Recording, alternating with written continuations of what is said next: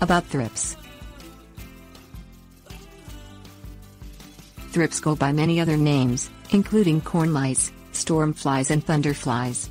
Whatever you call the tiny flying insects, it's easy to miss them when you're checking your plants for pests. With more than 5,000 species, you can bet that not all thrips are bad. Some species only eat pollen or fungal spores, while others are beneficial insects that prey on other garden pests.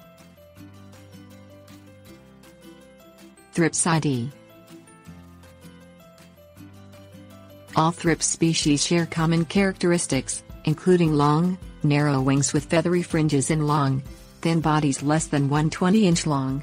Pest species also have long feeding tubes they use to pierce plant tissues and suck out the sap.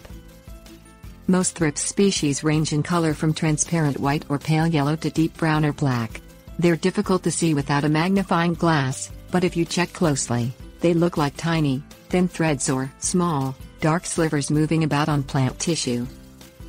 Two of the most problematic thrips species include onion thrips, Thrips tabaci, and western flower thrips, Franklin yellow occidentalis.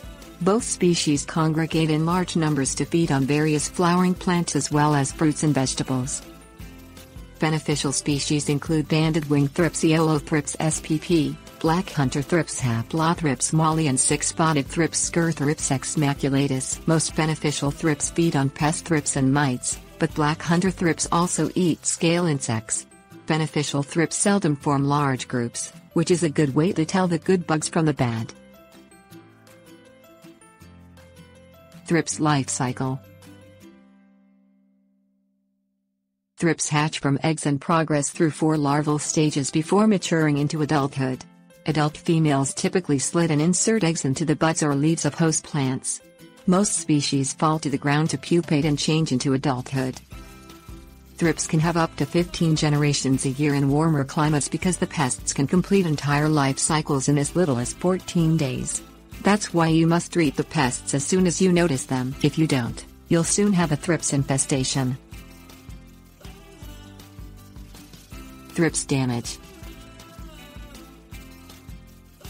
Thrips rarely inflict severe damage to shrubs or trees, but vegetables and flowering plants can suffer serious injury if the pests swarm them by the hundreds. Fortunately, thrips don't fly well, so the damage often shows up on one plant and then slowly spreads to other plants in your garden. Thrips feed by puncturing tender plant tissue and slurping out the liquid. This activity can cause stunted plant growth. Affected leaves might look stippled, misshapen or papery, and the leaves often fall prematurely. Most thrips damage foliage takes on a silvery hue, but some look dull or dusty. The undersides of affected leaves also have shiny specks of black excrement on them. If thrips feed on unopened buds, the buds might not open or the emerging petals may have darkened, bleached out or silvery spots or brown edges. Affected flowers also tend to wither early. Affected fruit frequently develops pits. Even worse, thrips can spread tomato spotted wilt virus to various crops in your garden. Managing thrips. Thrips are hard to control due to their small size and because they hide within tiny plant folds and crevices. Following an integrated pest program that combines mechanical and cultural practices with low-toxicity pesticides often offers the best results. Mechanical and cultural control methods. Using barriers such as floating row covers excludes thrips from plants while allowing light, rain and air to penetrate. Physically remove the infested or injured plant parts and toss the debris in a covered garbage can. Squirt infested foliage with a strong stream of water from a garden hose to rinse thrips off plants. Controlling weeds and tall grasses near gardens and flower beds helps reduce the numbers of pesky thrips. Placing aluminum foil mulches around plants disorients the pests so they can't find plants. Chemical control. Dust insecticides are easy to use, low toxicity options. Just make sure the pests are in the plants before you treat them. Thrips damage frequently isn't noticeable until the insects have already fed and left. Make sure you have thrips by shaking flowers or leaves over a clean sheet of white paper and looking for tiny dark specks moving about the paper. Diatomaceous earth. Diatomaceous earth is dust made from microscopic diatoms, or one-celled plants fossils. It works by absorbing the insect's body fluids, which causes it to dry out and die. Although it kills insects, it won't harm earthworms, beneficial soil microorganisms, people, pets, plants or the environment. Make barriers by using a duster to sprinkle it around trees or dust entire plants starting from the ground up.